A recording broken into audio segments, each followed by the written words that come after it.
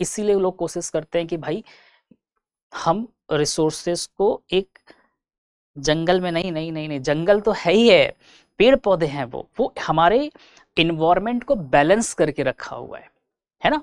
लेकिन water is the biggest resource of oxygen, है ना। ऑक्सीजन के लिए बहुत बड़ा एक रिसोर्स है वो। अब चलेंगे, कभी पढ़ाएंगे वो सब चीजें तो समझ में आएगा। बाय द वे, जब ये पूरी कहानी हो रही है तो हमें दो चीज देखने को मिल रहा है। एक हमें देखने को मिल रहा है सागर, और एक हमें देखने को मिल रहा है पेंजिया, मतलब एक बड़ा सा स्थल पठार टाइप का था।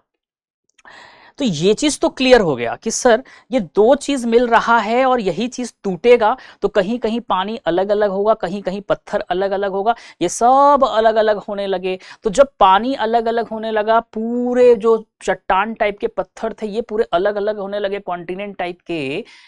तो सर किसी किसी क्षेत्र में पानी बहुत ज्यादा मिल गया, किसी किसी क्षेत्र में पानी बहुत कम मिल गया, किसी क्षेत्र में एवरेज मिल गया। तो उसके अनुसार वहां की जलवायु बनने लगी।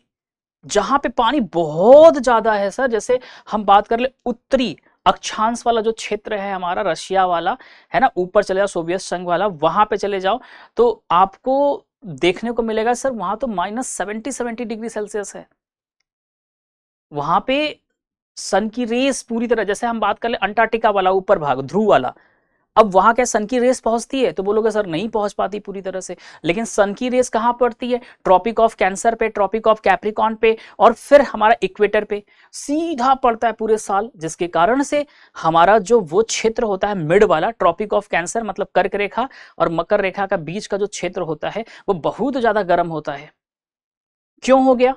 क्योंकि सूर्य की किरणें सीधे पड़ रही हैं। तो वो जलवायु को क्लासिफाई कर दिया, वो क्लाइमेट को क्लासिफाई कर दिया कि ये ट्रॉपिकल रीजन है, ये उष्णकटिबंधीय क्षेत्र है।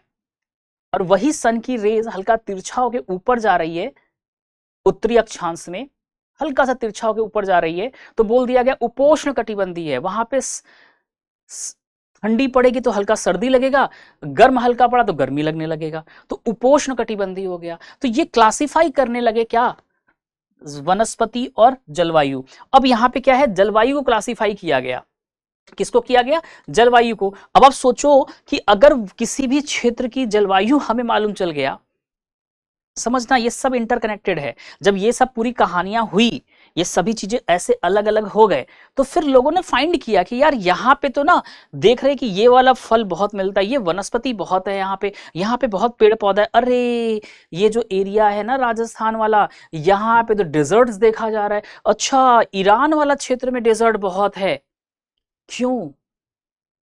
क्यों? इसके ज्योग्राफिकल कंडीशन की वजह से, इसकी भौगोलिक आकृति की वजह से।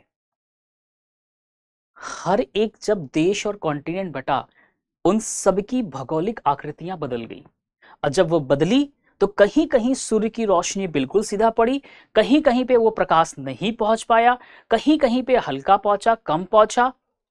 ये स्थितियां देखने को मिली, और जिसके कारण हमें अलग अलग प्रदेशों में अलग अलग जलवायु मिलने लगी। और जब अलग अलग बेटा जलवायु हमें मिला तो क्या हुआ? तो आप बोलोगे सर जब भारत के अंदर देते गेहूं पैदावार बहुत होता है, चीनी मतलब गन्ना बहुत होता है, धान की खेती बहुत होती है, तो सर फिर इंडोनेशिया में क्यों नहीं होता? सर ब्राजील में कॉफी की बहुत होती है, सर अमेरिका में यूरेनियम बहुत मिलता है, उज्बेकिस्तान में यूरेनियम बहुत मिलता है, भारत में थोरियम बहुत मिलता है।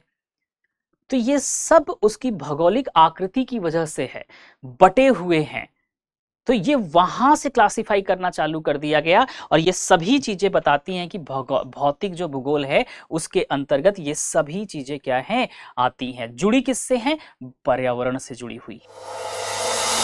अब एग्जाम की तैयारी को और बेहतर करने के लिए हमारे चैनल को लाइक, शेयर और सब्सक्राइब करना ना भूलें।